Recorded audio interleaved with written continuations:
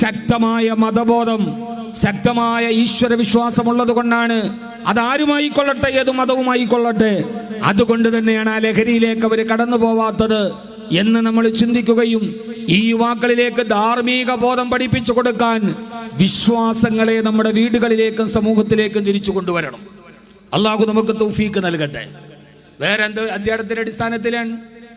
ഉമ്മയോട്, വാപ്പയോട്, കൂടപ്പറപ്പുകളോടുള്ള കടപ്പാടുകളെ പഠിപ്പിക്കുന്ന മതം, ആ ശക്തമായ മതബോധം അതുള്ളത് കൊണ്ടാണ് യുക്തിവാദികളെ സംബന്ധിച്ചോളം മാതാവിനോട് കടമകളില്ല, പിതാവിനോട് കടമകളില്ല.